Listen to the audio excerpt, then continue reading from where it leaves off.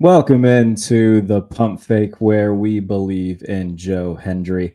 It is week 4 in the NFL. We had football last night. The Cowboys defeating the Giants by a score of 20-15, but Brandon Aubrey missed a field goal and did not cover the spread. Thanks, Brandon. Big slate of games in front of us. I'm Jarrett Bailey, joined by my good friend, JP Acosta. Good to see you, buddy, as always. How are you? I'm doing great. This feels like the perfect part of the year where we start to figure out what trends teams are starting to get into. It's the first quarter of the season, so now we're starting to see a little bit of fun stuff. Now teams are starting to add on to the things they've already established. Yeah, very much so. So as we do every week here, we're going to go through every game, touch on all of them at least a little bit. So we'll start in the 1 o'clock window and work our way through. The 0-3 Cincinnati Bengals facing the 1-2 Carolina Panthers. If you would have told me that going into week 4, the Panthers would have a better record than the Bengals and that Andy Dalton would be the quarterback of the Panthers, I would have called you a little bit crazy. But here we are. Cincinnati, the defense not looking very good on Monday night against Jayden Daniels, who had a hell of a game. Joe Burrow's starting to play fine again. I think he's 9th right now in the NFL in EPA plus CPOE. So this isn't so much on the offense, although they haven't been perfect, but defensively, there's some real cracks there. What do you have any questions about Lou Anarumo? And if so, what are they right now? Because the fact that Cliff Kingsbury and Jayden Daniels lit them up like that, that's got to be at least a little concerning. I don't think I have questions for Lou Anarumo and how he structured the defense. It's more the players on the team. As you probably all know, as everybody knows, the Bengals defense has always been really good. But over the last couple of years, they've gone through a little bit of overhaul, losing Jesse Bates, losing DJ Reader. Those established veterans at critical positions now are leading the way to a young team, an inexperienced team, and that youth is showing up because the players aren't there yet. The players aren't ready yet to become plus starters like Jesse Bates and DJ Reader were. So according to FTN Fantasy, the Bengals are 26 in defensive adjusted line yards. It's not great right now. It is, the vibes are bad for them. It's crazy because they're good in everything else. They're at least league average. Like they're not giving up a lot of second level yards, not giving up many open field yards. It's just they cannot stop the run. And they also have too many coverage busts in the secondary. I think they're still waiting on that group to kind of come together, but it's looking real bad for them right now, especially in the secondary. And now you go up against, I guess we have an Andy Dalton revenge game. Kind of, yeah. Andy Dalton revenge game where Andy Dalton played well. So depending on the result of this game, things might get a little scarier for the Bengals. Yeah, you mentioned that they're having trouble stopping the run and the coverage bust. Right now, 29th in EPA per dropback, 31st in EPA per rush against the run. So just a mess everywhere. And look, we talked about the DJ Reader departure a little bit over the offseason. That's proving to be really huge right now. On the back end last year, it was, all right, they were a very young group. They didn't have a lot of veteran leadership, so there was expected growing pains. But you bring over Geno Stone, you bring back Von Bell. Cam Taylor-Britt's still there and is, very solid. Losing Chidobe Awuzie has obviously been a big factor. But even so, they've brought in guys that are reliable and just haven't been able to make those plays in the back end. And when Trey Hendrickson can't get to the quarterback, nobody for them can get to the quarterback, which has been that was the problem against Washington, is that they just prevented any sort of pass rush. This defense is the equivalent of, right now, it is that meme of like the Ferrari in the garage of like the house. That the Ferrari's Trey Hendrickson. He has played so good to start this season, but every game, the Bengals defense is reliant on Trey Hendrickson going bananas for him to actually win the football game on that side of the ball. They need the others on that defense to step up. Yeah. When we look at it from the Panthers' perspective, they looked really good last week when they introduced Andy Dalton into the offense, putting up a ton of points, going up against like a good Raiders defense. Deontay Johnson had a career day.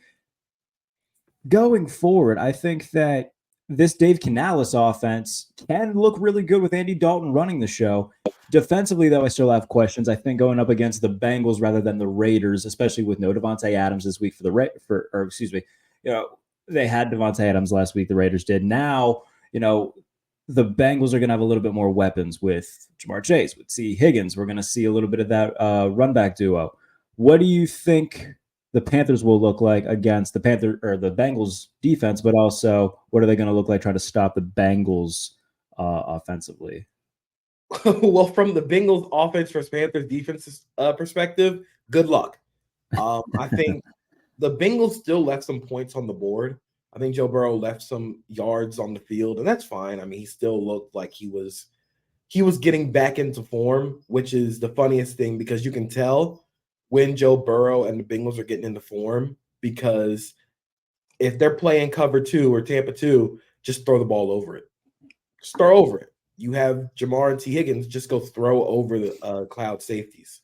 So they're starting to get into that a little bit more. But from the Bengals defense versus Panthers offense perspective, I'm really interested. The Panthers offensive line has been really good to start this year. The investments that they have made in the interior are starting to pay off. Robert Hunt is kicking people's ass. Dude, he was very good last game against the Raiders.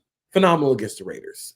So I wonder if they're able to kind of maul the Bengals up front, will that kind of loosen up the defense for Andy Dalton to throw to a team that won't have Adam Thielen? So I expect a lot of Chuba Hubbard. I think Chuba Hubbard's looked good behind this offensive line. Speaking of ass kicker, Chuba Hubbard, quietly been very nice the past couple weeks. Super fun player. And I'm really intrigued by his fit in this offense. But I think the game plan for the Panthers is to try and beat him up front. And I think that's something that the Commanders kind of got into. But now I think the Panthers can do it with that offensive line. And not for nothing, I know that, it's one game and whatnot. But for all quarterbacks who've played at least 30 plays this season, Andy Dalton currently ranks 5th in adjusted EPA per play. So take that for what you will. We'll see if the Panthers can continue this going forward. But teams that start 0-3 only make the playoffs. What is it, 2.5% of the time since 1990? Good luck. So if you're the Bengals and you lose this, I mean, you may as well stick a fork in them. I think. Are you at stick a fork in the Bengals right now, or are you still holding on to any sort of faith? They've done this before. I'm going to hold off. If we get to week 5, week 6, and they still haven't figured it out defensively, I'm be like, hey, it might be over. But I'm sure they'll figure it out on the offensive side of the ball. They just need that defense to get to league average at this point. Yeah. The New Orleans Fighting Clint Kubiaks traveling to Atlanta to take on Kirk and the Falcons. New Orleans is a team that I was very far off on. At least it looks like that as of now. 2-1, probably let a game slip away against the Eagles, but they still look like one of the better offenses in football, especially through the first 2 weeks when they put up north of 40. The Falcons, I don't know, dude.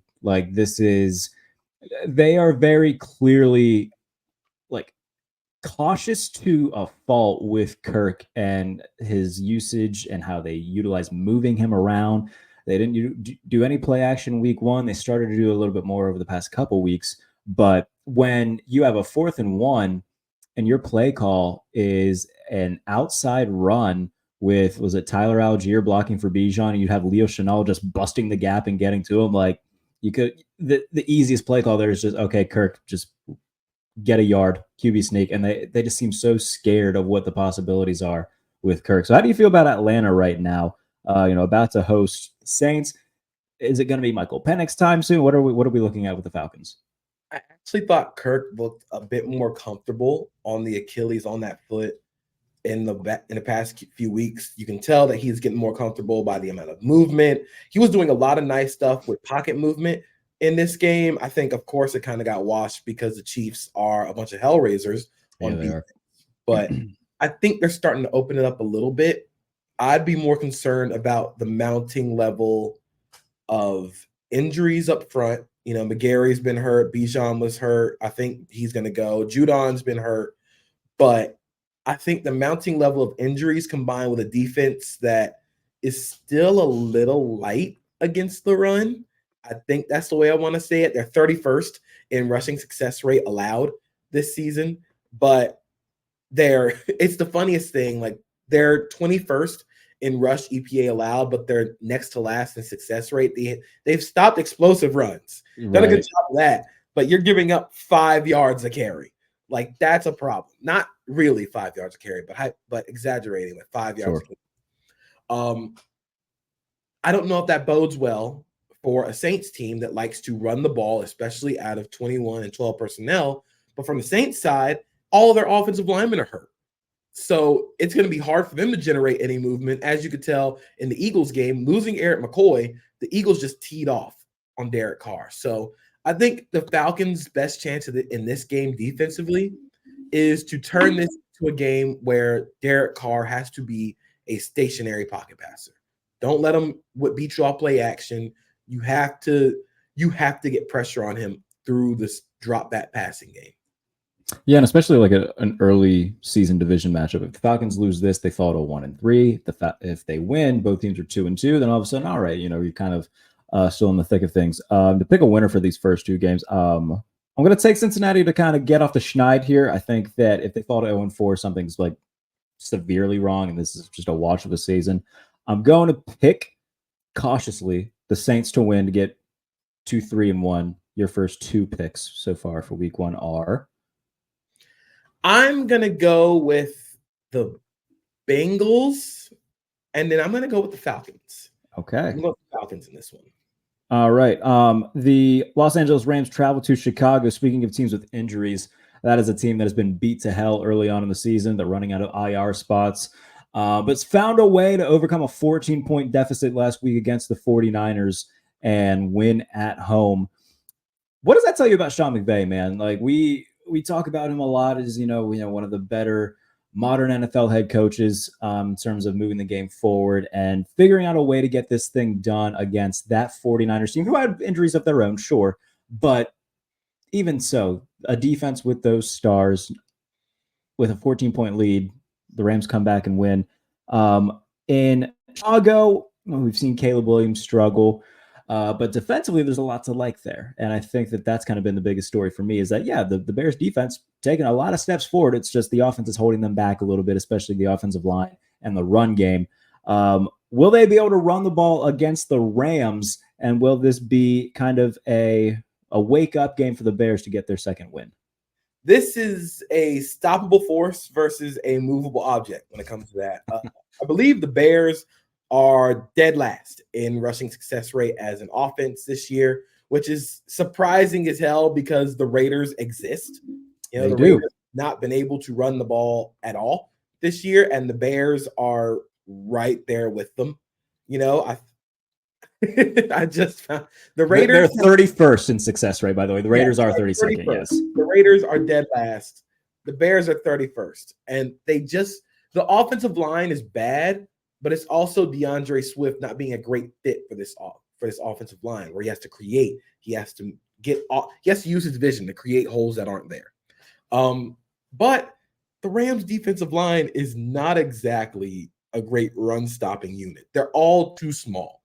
They have Kobe Turner, who is great. They have Tyler Davis, rookie from Clemson. But those are all 3 techniques. And you can't build a defense out of all 3 techniques, especially a 5-man front defense where you need somebody to play nose tackle. Mm-hmm. And if you put 280-pound Kobe Turner at nose tackle, you're expecting to get blown off the ball. If the Bears can't run on this defensive line, there's a major problem.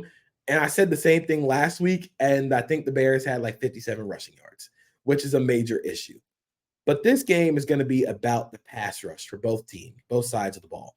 I actually think Jarrett versus played really well despite not having the sack numbers yet. I believe he's near the top in pass rush win rate. He's up there with pressures. He is consistently doing the damn thing. He just needs to get somebody on the ground. All he has to do is just wrap up and finish the tackle. But then we go to the other side where the Rams are playing a mash unit in front of Matthew Stafford. And that's the thing. You want to try and make Matthew Stafford throw off second reaction, get him to use his already limited mobility, and maybe that'll work. And the Bears' defensive line has been really good. The defense has been great. That's not the problem that here with Chicago. It's the offense that needs to get out of their own way an offensive line that was poorly constructed through the interior. So this feels like stoppable force versus movable object, and I actually think it's going to be a little bit of a fun game. It could be. The Bears defense very quietly 4th in the league in EPA per play, 3rd in dropback EPA. Like that defense been full of ass kickers this year. So looking forward to seeing how they can try to take advantage of a beat up Rams unit. I think that I'm going to pick the Bears in this game. I just think that having home field advantage, all the injuries to the Rams, they had a Cinderella game last week against a divisional opponent. I do think going on the road, playing that defense, I think that favors Chicago, so I will pick the Bears in this game. I'm also going to go with the Bears. I think Caleb Williams will be able to create some explosives in this game, especially against a depleted Rams secondary. I believe Keenan Allen's coming back this week as well, by the way. So that's going to help that passing game just move a little bit easier. And I just worry about this offensive line against this pass rush. Absolutely. Minnesota and Green Bay, the Vikings, one of the 5 remaining unbeaten teams traveling to Lambeau. I haven't seen anything today at the time of recording. Do we know if Jordan Love is cleared to play, and is he going to play? He is questionable. Questionable. Okay. That tells me that he might play. Yeah. Like I think odds are leaning more towards he plays. Yeah, that would be my guess. Granted, Matt LaFleur's done a lot of really cool stuff with Malik Willis. He's first over the last 2 weeks in EPA plus CPOE. Crazy. So shout out to Matt LaFleur for all that he's done with Malik Willis. The Vikings, yeah, like Kevin O'Connell was talking today about quarterbacks and whatnot, young quarterbacks, and he had a really good quote. He said that organizations fail young quarterbacks more than young quarterbacks fail organizations. And I think that mindset alone, like he knows what he was working with Sam Darnold in terms of the pure talent. It was just figuring out a way to have that come out more than the bad Sam Darnold, the Green Goblin mask telling him to do dumb shit. He tried to do it last week. He got away with one, but right now, the Vikings playing really well. The offense is kicking a lot of ass. Sam Darnold playing great. And the Packers, we've seen their defense really step up as well. Xavier McKinney has been money well spent. Jair Alexander had a pick 6 last week. Their secondary has been awesome. And this is one of those games where, like, yes, it's a divisional game. And if Jordan Love plays, if the Vikings beat this Packers team, like, man, I've been a little bit hesitant to hop on that train just because we've seen this before with Sam Darnold. We've seen him start 3-0 with a new team before and how it ended in Carolina. But it does feel like this is a team that is for real. And if they win this game, or even if it's a close game that they lose by a score, I think that Minnesota will universally be accepted as, okay, this is a team that can contend for a playoff spot and be real. I'm in on the Vikings, and I largely think it's because of how they've structured this offense around Sam Darnold. I think that they have been able to create something sustainable for him through the use of the run games.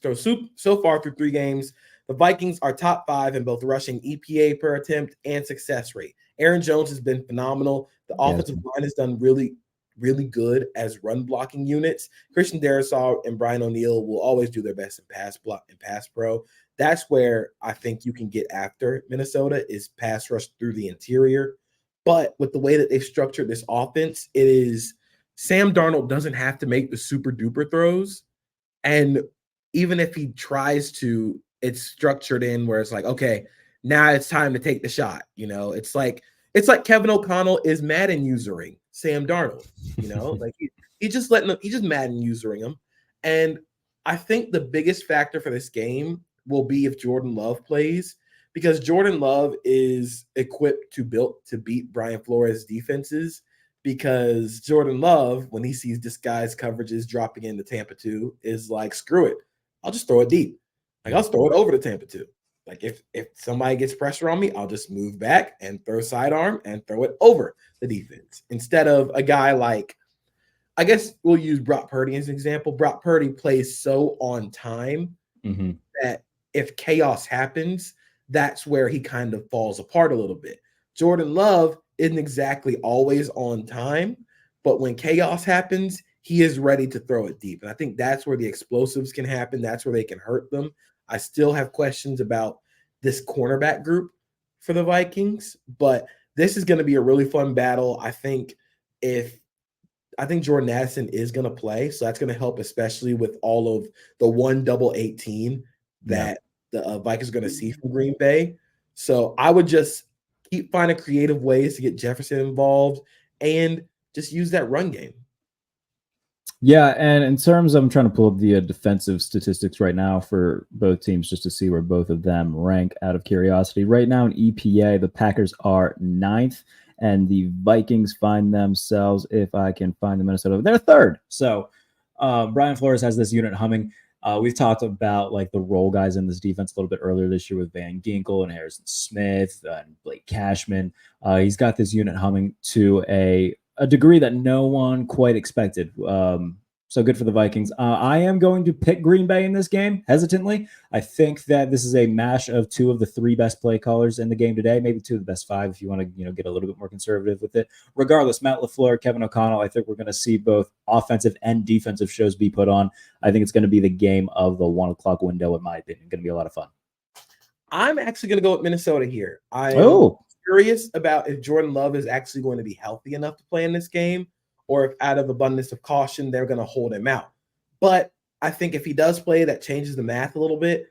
But I do think Minnesota is structured and has Jordan Addison coming back.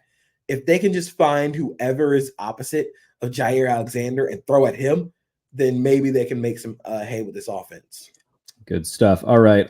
Your Jacksonville Jaguars are coming off 47-10 defeat on Monday Night Football at the hands of the Buffalo Bills. They are 0-3 traveling to division rival Houston, who's coming off a defeat from those Minnesota Vikings. I'll let you kind of take the floor on this. I've talked about it a little bit for Sporting News in terms of what's up with the Jaguars. If the Doug Peterson conversation needs to happen, I think at this point it's a real one that does need to happen. What are your thoughts on your team right now, buddy? Oh, this team sucks.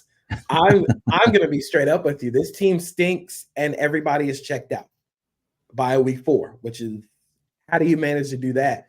It just looks like everybody on this team hates each other and wants to get sim to end so quickly on this season. It just, everything feels so difficult for this team. If they can't block up front. Even when they block up front, somebody runs the wrong route. If somebody runs the wrong route, the quarterback might not hit him.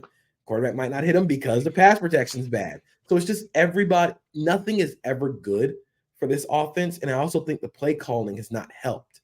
And I think it's led to a snowball effect where everybody has gotten worse on offense, which is the most damning indictment of this regime, because how are you the offensive guru and nobody's gotten better on offense? If I said it last week talking to Jay Spence with talking about the Bengals game. If the Texans are serious, they should beat this team by like 20 points.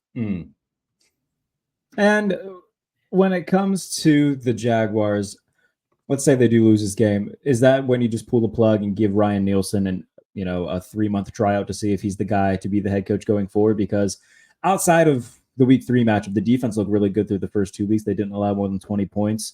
I think that playing a lot of man coverage against Josh Allen isn't necessarily the best idea. I don't have the splits in front of me in terms of how much they played man against the Bills. I'd have to go back and look.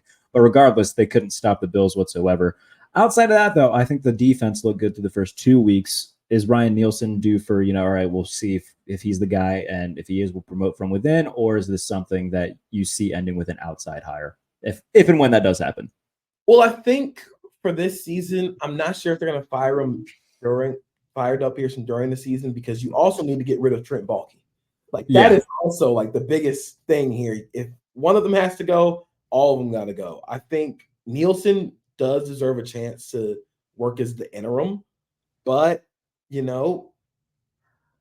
I'm not sure if they make the firing. I don't know if it's going to be after the Houston game. I'd be more convinced it'll happen after the London games. If they go to London, you're right. That makes sense. If they go to London and stink it up against the Bears and the Patriots, then I don't think they're ever recovering from that. All right, I'm going to pick Houston in this game just because I'm done being the Jaguars defender until they show me a reason to defend them. Last week was kind of my final straw with that, so I'm going to take Houston. Like I said, if the Texans are a serious footballing club. They should beat this team by 20. I think the Texans are very serious. The Texans are going to win. The Steelers traveling to Indianapolis. They are 3-0. The Colts are not 3-0. Anthony Richardson leads the NFL in interceptions thrown with 6. 1-2 Colts. In previous years, and maybe even this year a little bit, like there's a game that the Steelers, and it's with every team, but as a Steelers fan, I kind of feel like I have at least a feel on when they'll lose. This feels like one that they might, where they're better than the Colts. But I don't think that it's so much of a mismatch where they can't lose, and how Anthony Richardson's talented enough to make plays happen, and it could be one of those games where he just goes off. That said, the Steelers defense right now, the best in football, haven't allowed more than 10 points in 3 games. EPA, they're first. Success rate, I believe they're first. Yards per game, they're first. Points per game, they're playing great. Defensively for the Colts, no DeForest Buckner. Teams have been able to run the ball all over the Colts this season. The Steelers are 29th in rush success rate right now, though. Despite how many yards they get, it's very much more of a volume thing for them right now. So I think that the whole Steelers, they're running the ball thing is a little bit overdone because they haven't done it great so far this year. But Justin Fields had his best game as a Steeler last week, and that's promising. And if that continues, as long as the Steelers protect the ball in this game, I think they win. I think that this is a game where you can force Anthony Richardson into a few turnovers, and if you take advantage of those and you protect the ball yourself, the Steelers should win this game. It's not going to surprise me if they don't, though. They're not going to win every game. What are your thoughts on this matchup as a whole? I think Anthony Richardson has played fine, and I know how that's going to sound, especially because completion percentage and the interceptions have not been great. But this is a guy who's making his 7th career start in the NFL. His, I believe, 20th start as a quarterback in 3 years. He is very much crazy. He's very much the intern at work who gets thrown in because half the people on staff walk out or quit their jobs. He's the embodiment of that meme of I became important at work and it's ruining my life, and it's just even though the results haven't looked great, I thought the process has been fine. His head is always in the right place, but he's always so amped up and so juiced up to play. He sees somebody open, is gotta go, ball gotta go now, and he throws off his footwork and he misses passes. He's just got to slow down, and that takes time with reps. Like you said, the Colts rushing defense hasn't been great, but I also don't think the Steelers are equipped to beat them with the run game. Especially because left guard Isaac Smello, their best run blocker, he hasn't played yet this season. He's listed as questionable, so we'll see if he plays. If he's not in, that's definitely going to limit the run game a little bit more. Continue. They have not run the ball well. Even with Justin Fields at quarterback, they have not run the ball well.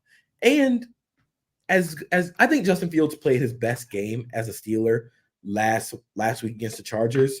But even with that, I still haven't been too impressed with the passing game. It feels very don't screw up. Just don't screw up. Just don't screw up. And the offense is so tight and constrained to 3-yard runs and 3-yard passes that it feels like the perfect Mike Tomlin team. They are always built to win games 20-10 or 13-10 or 17-10. I don't think that changes this week because I'm not sure if the Colts will be able to generate as many explosives as they have. But I would not, like you said, I would not be surprised if Anthony Richardson comes out and just absolutely crushes his team with the downfield passing. Yeah, that's kind of what I'm worried about a little bit.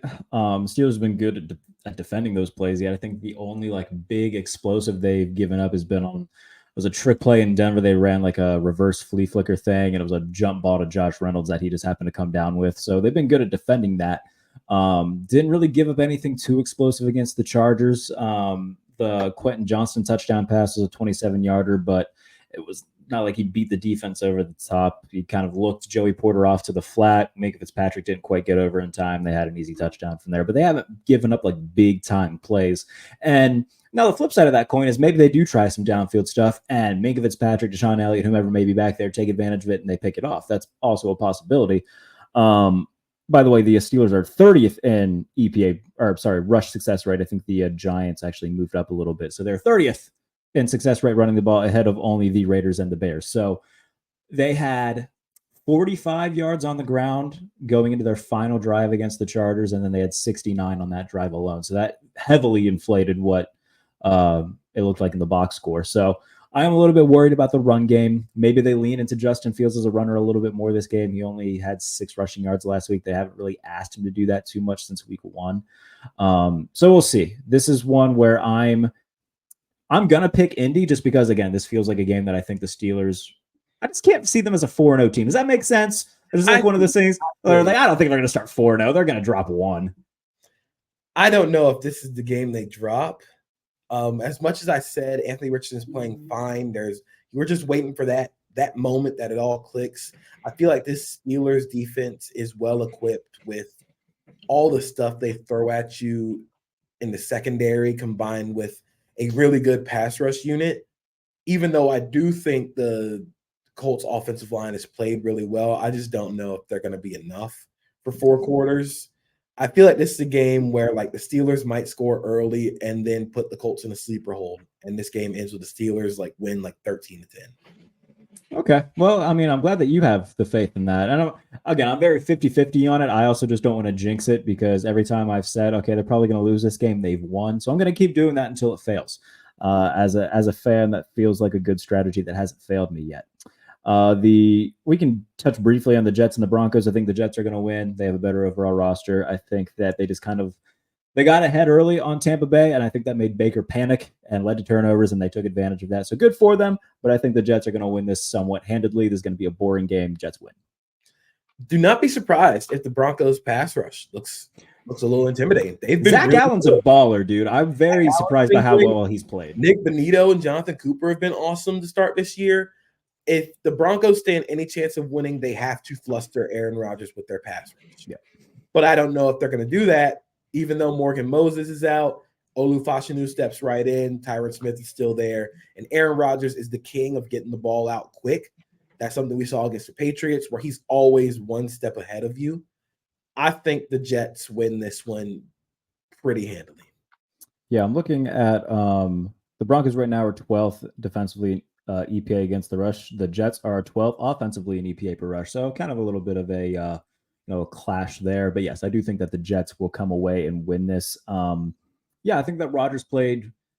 I think that the game against the Patriots was the perfect microcosm of what Aaron Rodgers and the Jets can be in perfect harmony. He's not going to go out and throw it for 400 yards, but he's going to be efficient. He's going to get the ball out quick. They're going to make plays. They're going to win with the defense. It might be boring, but I think that's kind of what they want this thing to be in a nutshell, was last week against the Patriots.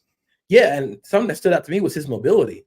He was able to extend plays and make them work. And I think if he has that raises the ceiling against a team like the Broncos, who can get the pass rush. And now if Rodgers is able to create, then you're able to do so much different stuff. They were able to run really well out of 12 personnel. I love the combination of Breece Hall and Braylon Allen. I like too much about this Jets offense and defense to talk myself into a Broncos win on Sunday. I agree. Very much agree. The Eagles and the Buccaneers. The Eagles have had a lot of trouble in Tampa Bay over the past few years, eliminated in the playoffs twice in Tampa Bay. I think that the Baker-led Bucs, they're for real. They had a little bit of a slump game last week where, again, they got down early. That forced them to be a little bit more aggressive, and it led to turnovers that Denver took advantage of. I think the Eagles are a weird team that – you look at the games they've won so far, it's been sloppy. Jalen Hurts has thrown a lot of just really ugly and bad interceptions. And if not for kind of a stroke of luck play, I think it was to Dallas Goedert, where on the last drive, he gets a big reception to go downfield, but it looks like there was some sort of miscommunication. They're running mesh, and two Saints defenders ran into each other and both fell. Exactly. So if that doesn't happen, maybe they don't win that game, and maybe things are a lot different right now. I think the Eagles are a weird team with a weird offense and a quarterback that's making a lot of mistakes. They're winning tight games, and I think that overall, the Buccaneers, I think, are just more of a cohesive unit. They might not have as much talent, but they got dudes that do their jobs, and they got a quarterback that has clearly found the right spot for him. I love what Liam Cohen's done with the offense. So I'm going to take Tampa Bay to beat Philadelphia, bounce back and get to 3-1, and keep hold of the lead in the NFC South. So ESPN's Ben Solak compiled some stats of Jalen Hurts versus Todd Bowles. Jalen Hurts is 1-3 against Todd Bowles. Against everybody else, EPA per dropback is 0.11. Pretty good. Against Todd Bowles, 0.05. Dropback success rate against everybody else, 45.7. Not bad. It's pretty good. Against Todd Bowles, 38.6. Adjusted net yards per attempt against everybody else, 6.37. Todd Bowles, 4.8. Total QBR against everybody else, 59.3 versus Todd Bowles, 43.5. Todd Bowles makes Jalen Hurts into a punching bag, and it's because of all the stuff that they throw at him up front. It is not only all the blitzes, but all the changing coverages that force Jalen Hurts to throw, to move, to hold on to the ball and try and lean into the chaos element.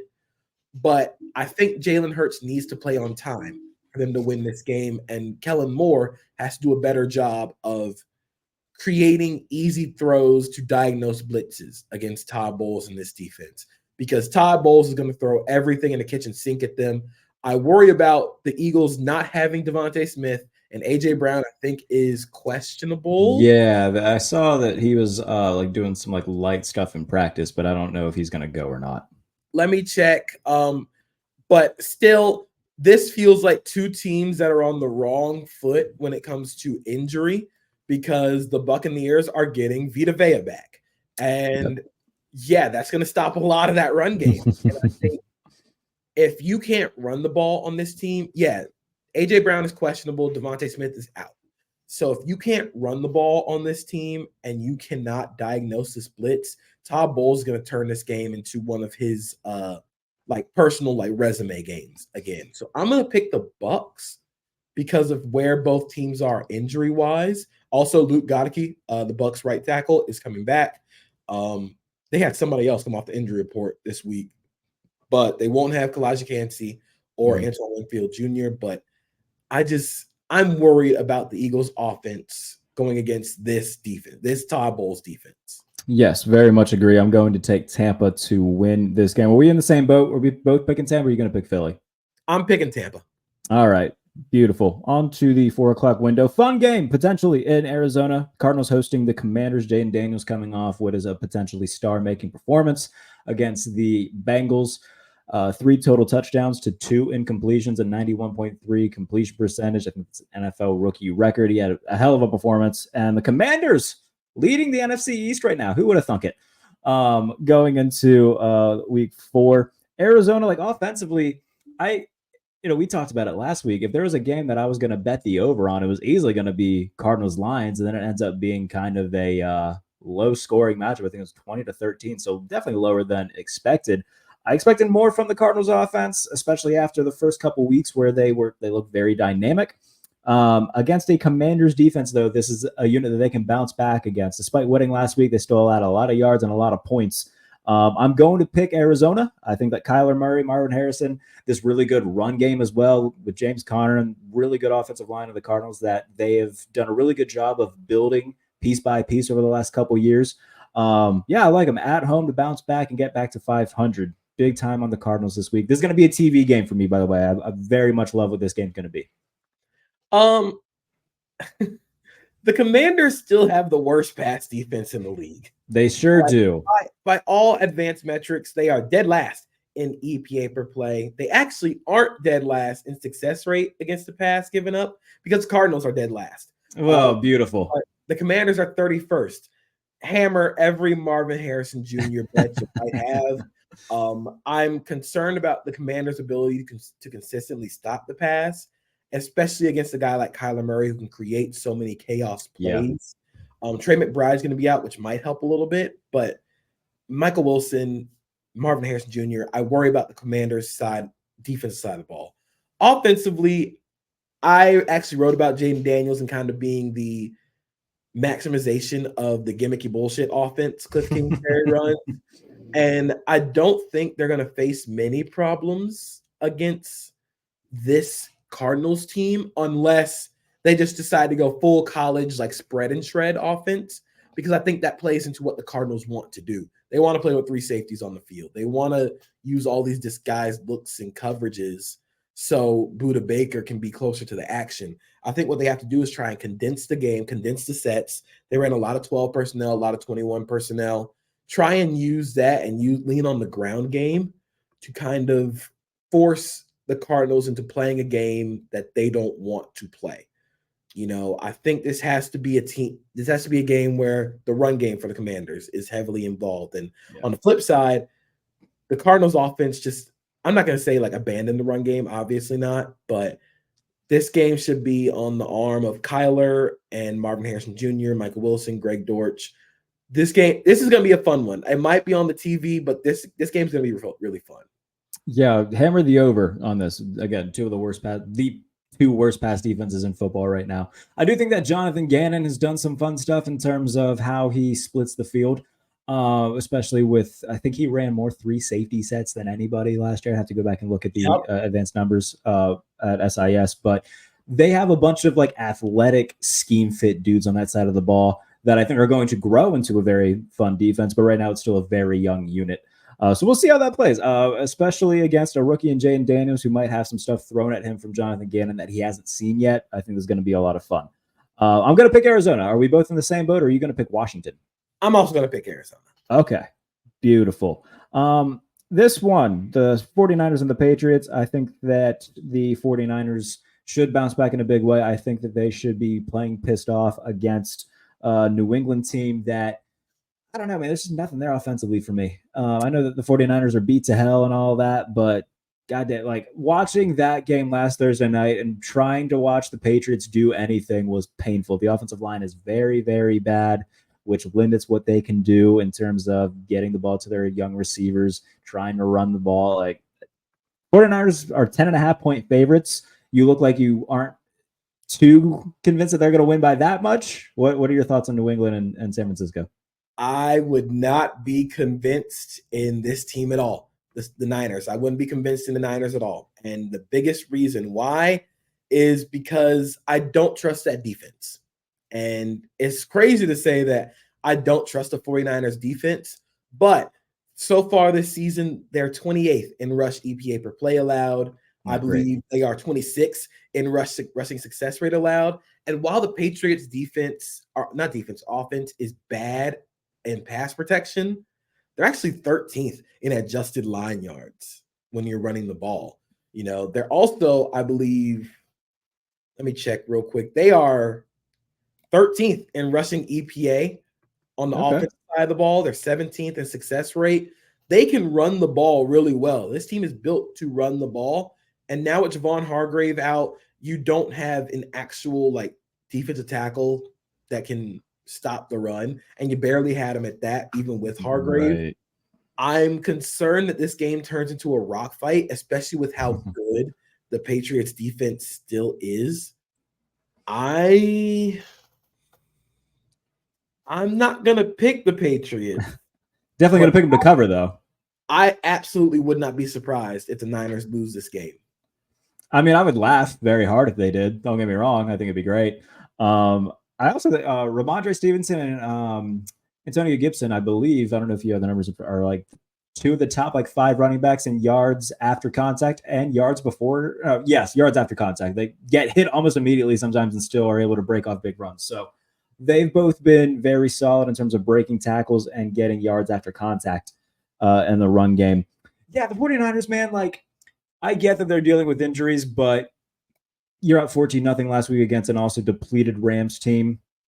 Got to win that game. And it feels like they just kind of lulled themselves to sleep, overthought things, and thought that they had the game in the bag. And Sean McVay said, hold my beer, and worked out in the Rams' favor. Yeah, the 49ers right now, one of the, I think it's like 11 1-2 teams around the NFL. It's just a crazy amount. So what is it? 1-2 versus 1-2. The thing that I do think, like, I still come back a little bit to the Patriots offense and the fact that when it comes down to it, I do trust the 49ers offense more than I do trust the Patriots offense. And I think that's going to be like my ultimate deciding factor. I don't know if I quite believe in the 10.5 point favor, but I do think the 49ers win this game. Yeah, I'm not convinced the Patriots will pull off the upset, but I wouldn't be surprised. Like, I feel like this is the perfect any given Sunday game where, injuries starting to happen for the 49ers. Hargrave's out for the season. McCaffrey's still gone. Although Jordan Mason has played well. Yes. Samuel's out. Going to be a lot of Jawan Jennings. I wonder. So my biggest question for the Patriots defense is, who does Christian Gonzalez shadow? Or do they just stick him to one side? Does he shadow Ayuk, even though Ayuk really hasn't played great to start the year? Been very quiet thus far. Does he stick with Jawan, or does he just play one side? So I'm very curious about this game. I'm also curious of how much disguised coverages and blitzes the Patriots are going to send at Brock Purdy, because he wants to play on time. And I think leaning into the chaos, especially against this offensive line, Colton McKivitz, the right tackle, has been horrendous to start this year. Which isn't anything new for the 49ers. Nothing new. The right tackle position is always a problem for them. Dominic Pooney's been good, though. Pooney has been great at guard. I do not trust McKivitz at all, especially if they end up sending Keon White over there. By the way, Keon White is one of the only dudes in the league that wears long sleeves, like a long sleeve undershirt, no gloves, no tape. I don't love it. I love it. I love it. I know that you love it. And my thing, man. Violence. That man showed up from his 9 to 5 at construction and decided to give you hell on this Sunday afternoon. It's like going to the gym without wearing any earbuds. You're just training. I absolutely will believe Keon White goes to the gym without earbuds. Yeah. Or like he's listening to like silence. Like he has his earbuds just in. Noise canceling headphones, but no music. Yeah, noise canceling headphones, no music. Or like he's the dude that listens to like classical music. The dude that listens to classical music in the gym is always a psychopath. Because why are you listening to that? Why are you listening to that? What's going on in your head? But yeah, one of us need to sit down with Keon White and confirm this sooner than later. Absolutely. I will try and get the Keon White and be like, hey man, what do you listen to in the gym? But yeah, I wouldn't be surprised if the Patriots win this game. I am not going to pick the Patriots though. Yeah, I'm going to pick the 49ers as well. I am very convincingly going to pick the Chiefs to beat the Chargers. I think Justin Herbert's questionable still with the ankle. Maybe they ruled him out at this point. I do not know. But if he doesn't play, Taylor Heinicke is going to be the quarterback. The last time I checked, the Chiefs were 8.5 point favorites. That feels kind of low. They've owned the Chargers for the most part in the past since really Mahomes came into the league. So I will take the Chargers, and that will put I'm going to take the Chiefs. I'll put the Chargers at 2-2, which, after a 2-0 start, everybody was really excited about the Harbaugh era and whatnot. But yeah, this feels like a game that even though the Chiefs haven't played their best offensively, and Travis Kelce hasn't played his best offensively, I'm still going to take them to beat a Chargers team that may or may not have Justin Herbert. And if they do, he's going to be limited. Unfortunately, as much as I love what Jim Harbaugh has done to the Chargers remain the Chargers. They are hurt like hell, man. Every Charger season is the exact same. So according to ESPN's Chris Rim, today, Joey Bosa was not at practice. Joe Alt, Junior Colson, Darius Davis, and Rashawn Slater were all working off to the side with a trainer. I'm trying to find Justin Herbert was at practice throwing the ball, but he was a limited participant. Joe Alt didn't participate. Joey Bosa didn't participate. Junior Colson didn't participate. It said Darius Davis. Yeah, man. It's looking like a mash unit right now for Harbaugh and the Chargers. I'm going to pick the Chiefs, but I wouldn't be surprised if the Chiefs start this game slow. They have been very weird offensively this season. I think that the explosives that we were promised haven't come yet. And I think that's a little bit of an issue, especially without Pacheco. So now the offense feels tight and constrained. They're throwing a lot of RPOs. And largely, I think it's because Patrick Mahomes is just reading the box count.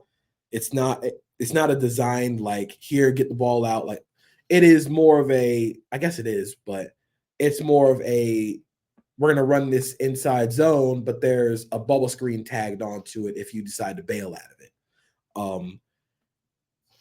I'm not worried about Travis Kelce, largely because they're giving all the Travis Kelce routes to Rashee Rice, who is the younger, more athletic player at this point. So I think what they're kind of doing is just doing the like Kawhi Leonard like load management. I'm not going to be surprised if he shows up and starts dominating as we get closer to the playoffs. But don't be surprised if they start this game slow against Chargers defense that still structurally remains very sound against the run. Yeah, and credit to Jim Harbaugh for, instantly, bringing in, all right, we're going to run the ball. We're going to, make sure that Justin, we know that we can still lean on his arm, but we're not going to make it the only thing that we can do offensively. So credit to him and Greg Roman for that. Defensively, they've been incredible over the first 3 weeks of the season. So I do think that even with whatever injuries that they do have, I think most of their injuries to the offensive side of the ball. Anyway, although Joey Bosa, again, just can't stay on the field, which is unfortunate for him. But overall, this is a good defensive team, a very good defensive team. And I think it'll be a low scoring game, but I do think the Chiefs will win. The Browns and the Raiders, no Devontae Adams, no Max Crosby.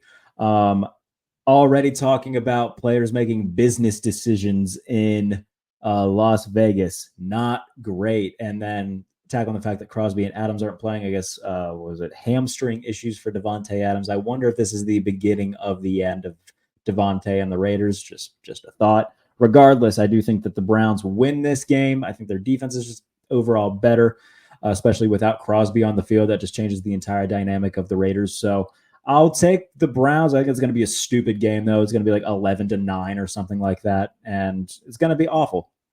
If you're watching Red Zone in the afternoon, don't expect to see much of this game. Not only will the Raiders not have Max Crosby and Devontae Adams, starting right tackle Thayer Munford is out. Starting tight end Michael Mayer is out. Starting linebacker Devon Diablo is also out. This is a mash unit going into Cleveland. However, David Njoku is also out for the Browns. He is. Both starting tackles are out for the Browns. This is a preseason week 2 game at this point. Goodness gracious. Nobody's healthy. And I'm not confident in predicting the Browns to win. Me either. I won't be shocked at all if you and I are talking next week about, wow, the Browns are 1-3 and they're still starting Deshaun Watson. Like, well, okay, sure. The worst thing about it is I can convince myself in a Raiders win because Christian Wilkins takes over this game. Because the offensive line hasn't played great and they don't have a quarterback who gets rid of the ball. They don't have a quarterback who throws on time. And if he can't throw on time against this team and tries to lean into chaos, Christian Wilkins will get to him. I think Brock Bowers will be a fun centerpiece to the offense with all Brock Bowers, by the way, having a great season already. Awesome. He's been awesome. Oh gosh. Does he have a touchdown yet? I'll bet Brock Bowers anytime touchdown in this game. Let me check. I think he has like a boatload of catches. I don't know if he's found the end zone yet. I don't think he has scored a touchdown. He is second on the team in receiving yards, second in receptions, no touchdowns. So this is a matchup between the 32nd ranked offense in EPA per play in Cleveland and the 26th ranked offense in EPA per play in Las Vegas. Not great. In terms of success rate, the Browns also 32nd. The Raiders up a little bit higher. They're 19th in success rate. So this is it's not going to be great. I think that if you wanted to take the under on like 24.5, it would be safe. Bet the under of like 24.5 if you want to. I don't know what the over-under for this game is, but if you wanted to go all out here, let me guess. I think it's going to be, I would assume it's going to be the lowest over-under of the week. I'll say 34.5. Usually that's the number that they get to. The over-under right now is 36.5. Okay. All right. So yeah, definitely take that. I would even go like alternate. I'm serious, like 29.5. You could probably make some decent money doing that. So do that. It's going to be a bad game. I am going to take the Raiders though, and I just don't believe in the Browns. Sorry, did I say the Raiders? I said the Browns. I don't believe in the Browns, but I'm going to pick them just because no Max Crosby, no Devontae. But I won't be surprised if the Raiders win this game. I'm kind of in the same boat as you with that. I'm going to go with the Browns, and I don't feel comfortable with it at all. Either. That's the saddest. Like, it just feels like, I guess. Yep, that's very much, yeah, sure, why not game. Sunday night, going to be a good one. The Buffalo Bills 3-0 coming off one of the better games of Josh Allen's career, taking on a Baltimore Ravens team that almost blew another game, but found a way to get to 1-2. They are hosting Buffalo on Sunday Night Football. Going to be a very good one in prime time. Only 3 weeks into the season, but Josh Allen looks like, the best player in the league thus far through 3 games. Lamar Jackson and the Ravens offense, they were able to run the ball really well against Dallas, as has everybody. They got some really good production out of the receivers, especially in the yards after catch category. Nelson Aguilar had a nice catch and run up the sideline that set up one of their touchdowns. And defensively, they seem to come into their own a little bit more against Dallas before the fourth quarter happened. In terms of Baltimore, I mean, I was down on them coming into the year. They're 1-2 right now. What are your takes on the Ravens? And then we'll touch on Buffalo afterwards. It's been weird, but I think they're finding their formula on offense, which is beat the shit out of teams with Derrick Henry. Yeah. Like, it's so obvious. You have a 250-pound Terminator at running back and then a 300-pound fullback, 2 very capable tight ends just live in 21 and 22 personnel and just run the hell out of the ball. I was looking up some DVOA stats against certain receivers. Shout out to FTN Fantasy for the Aaron stats. Schatz does a great job. So, yeah, definitely go subscribe to FTN. The Bills allow a 12.2% DVOA over the middle of the field, and they are, I believe, 29th against running backs, or 22nd against wide receiver twos, and then 29th against running backs. Expect a lot of Justice Hill, potentially on swings, screen passes. They involve him a lot in the passing game. And I expect this game to look a lot like the Chiefs game offensively for the Ravens, where Lamar is using his legs to win this game. Like, I think it is both the legs and the arm, because he can affect the game in such a massive way that just turn him into the fulcrum for this offense and let it roll. And then you add in Derrick Henry's physicality. I'm cautious about this defense, though. And the biggest reason is because there's still a little bit of coverage bust. I think they're really good at defending out of base personnel, which I think, as the Bills' offense has changed, they have wanted to get teams into base personnel. I think they've defended the run out of base personnel really well. I'm curious about how much they leave Malik Harrison off ball in base personnel in the passing game and how they insulate him. Because as soon as Joe Brady and Josh Allen find Malik Harrison, that is the microscope guy. That is the guy they have painted the red X on. Still a lot of coverage busts from the Ravens secondary, but I'm less worried about them and more worried as they continue to find their rhythm on the offensive line. But I still think this Ravens team is good. I know they're 1-2, but I think this is a good football team. Yeah, and you look at how things swing in the NFL, right? Where if Isaiah Likely's toe is a half inch backwards, maybe they win that game week 1, and if they don't blow a fourth quarter lead against a not so great Raiders team, we could be talking about them being 3-0. So I don't think that they are a true 1-2 team. I would agree with that. But their inability to finish is something that is somewhat concerning, and it's been a pattern for them over the past few years. For Buffalo, I think that this could be a big game for Dalton Kincaid and Dawson Knox. We saw Brock Bowers have a really big game for the Raiders. It seems that the middle of the field has been somewhat of a problem for Baltimore as well. So we've seen that, and Josh Allen has talked about this a lot, where they're spreading the ball around a ton, where Keon Coleman had 1 catch last game and it was a 25-yard touchdown. Khalil Shakir is a hell of a player who just catches everything that's thrown at him. I think he's caught the last 26 targets thrown his way. Every target so far this season he's caught. They have a big body in Matt Collins. MVS is still kind of there if they want to do some downfield stuff. Haven't connected on a deep shot to him yet, but they have. Joe Brady's done such a tremendous job with this offense, where running the ball is such a bigger factor for them, and they know that they can go to the well of Josh Allen being this big cyborg. But the problem with them before was, I think Ken Dorsey leaned on that and wanted to make it the focal point of the offense, where now they're like, okay, yeah, we know we have that in our back pocket, but that shouldn't be the only thing that we do. They're a very efficient offense. They are a very balanced offense. And the only thing that would concern me is, you pointed out the over the middle stuff. They're not going to have Terrell Bernard this game. Matt Milano, obviously, he's out until December at least. So if they want to pick on Dorian Williams and Balin Spector, that could be the Achilles heel for Buffalo in this game. I also think with the way Buffalo defends, they are a heavy nickel team. They want to play in nickel. Yeah. They will play 12 personnel with nickel. The Ravens are going to try and run the hell out of the ball when they get into 12, especially with Derrick Henry in the backfield. It's going to be on Spector and Dorian Williams to try and tackle that monster of a human being. We have seen what Derrick Henry can do. He's such a cool runner. I'm sorry, he's such a unique runner at that size because he's so big. Like he's like 250, 6'3", 250, but his feet are so light and he's so quick. Like he runs. I made this comparison talking with one of my friends. He runs like how you'd expect Isaiah Pacheco to run. And Isaiah Pacheco runs like how you expect Henry to run. It's a good comp. A little lighter, a little quicker on their feet, but Derrick Henry still has like destructive force tendencies. And I think if the Ravens want to win this game, they lean on that, especially with Mark Andrews still returning to form. But man, the Bills offense going into this like bully ball version where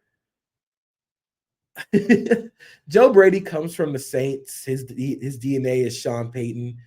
It feels a little Saints-ish with this offense involving the running backs like James Cook, a lot of yak.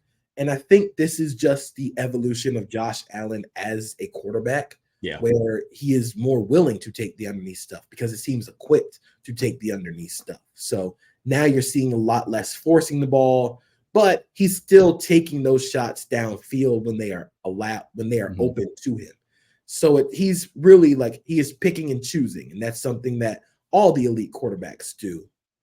This is going to be such an awesome game. Such a very styles make fights game. I think if the Ravens can grind this into you have to hit Derrick Henry and try and hit Lamar 40 times a game, good luck. But I think the Bills offense is both uniquely equipped to play in a shootout, but also play a grinded out game. I actually think the Ravens kind of can play a shootout, but I would worry about them in straight drop back. I think they have avoided straight drop back because they want to release some of that stress on the right side of their offensive line. I think if you can get them in the straight drop back sets, you can hurry Lamar because this offensive line isn't as good as it used to be. Yeah, in terms of the Bills stopping the run, they are 15th in success rate, but 27th in EPA. And I think a lot of that came from week one when Kyler Murray just ran all over them. So they gave up a bunch of explosives. But in terms of a great quarterback to have to go against. Yep. That's the big worry here is, okay, we saw, you mentioned it, we saw what Lamar did week one. I think that's going to be a very similar game plan where, you can run against this Bills defense on quarterback keepers. And if your first, second read aren't there, especially if they're in man, all right, take off. So that's going to be one of the bigger things to watch out for here. The Monday night games, Tennessee, Miami, good Lord. Orlovsky and Louis Riddick are going to be in hell for that game. I don't even know what to say about that. Okay, to be fair, the last time Tennessee and Miami played on Monday Night Football, it was fun, yeah. One of the funniest games. Yeah, it was hilarious. Like, it was great. Like, Will Levis, like, absolutely, like, going full, like, peak Jay Cutler. Yeah. And just 4 minutes left, he's like, hop on my back. We got this. Yeah. I don't know if Will Levis can, but if the Titans are going to win a game, it's got to come against a Miami Dolphins team with no quarterback. Yeah, Snoop Huntley, or is it going to be Skylar Thompson? I think all indications are going to be at Snoop because Skylar is hurt. So I don't know, man. I think the Titans are going to win. I'm picking the Titans as well. I just think that they have the better overall quarterback situation, and their defense gives me a little bit more confidence than Miami's right now. I think that the Titans defense has given them a chance to win virtually every game thus far. It's just that the offense has really blown it for them. So I'm going to take Tennessee to win this game. Yes. Seattle, Detroit. They played a hell of a fun game last year where Seattle won in overtime. These are two very good offenses, two very good quarterbacks. Geno Smith's having a really good year. Mike McDonald and this defense are having a tremendous year. Detroit, a little bit sluggish offensively so far. In terms of points, a little bit weird in terms of the overall, just I think play calling and game planning. but still, a talented team at home. I'm going to pick them to win this game. But again, I think that this explosive offenses are going to have a very fun showing for Monday night with Buck and Aikman in the booth. I'm going to pick Seattle. Oh, all right. I'm picking Seattle because I am a huge believer in what Mike Macdonald has done with this defense. Defense has been awesome, dude. The structure that he has given them and their ability to generate pressure. I believe they're one of the top. I think they lead the NFL in sacks so far, and they're doing it from so many different areas. Boye Mafe has played tremendous to start the year. Derek Hall's been awesome. You get blitzes from Devin Witherspoon, Rayshon Jenkins, and they can just pull from so many different areas while remaining structurally intact on the back end. And I think that's the biggest thing. That is what gave Ben Johnson and the Lions fits against Todd Bowles, the ability to blitz and get pressure without losing structural integrity. Mm-hmm. I'm a big believer in them. I think Geno is amazing. Geno's been playing very good football. The one worry I have for Seattle is there is a very clear and very obvious weak point on this offensive line, and it is at both guard spots. Aaron Glenn is going to have Aiden Hutchinson lined up over both guards in passing situations. How are you going to help with Hutchinson against the weaker points? Because that's what Aiden Hutchinson has done really well with this year. And the Lions have done a good job of getting him in advantageous situations. If they can wad it up, if they can protect it, I think Geno's going to find DK. I think he's going to find Tyler Lockett downfield. They always get different contributions from different players every game. And I think that's a sign of a really good offense. DK Metcalf went off against the Dolphins. You get Noah Fant, who played great against the Dolphins. Tyler Lockett's had his moments. Jackson Smith and Jigba was great against New England. It is those kinds of things that I think are going to be really interesting. One more note on the Seahawks defense. They are 23rd in second-level yards allowed, which is right at the linebackers. Yeah. If you're gonna beat them, you got to beat them over the middle of the field. Yep. And that's also a problem because that's where the Lions want to live. Exactly. Geno Smith right now, 5th in the NFL in CPOE. He's fitting balls in tight windows this year, and he's making very good plays downfield. So I'm really liking what I'm seeing from him thus far.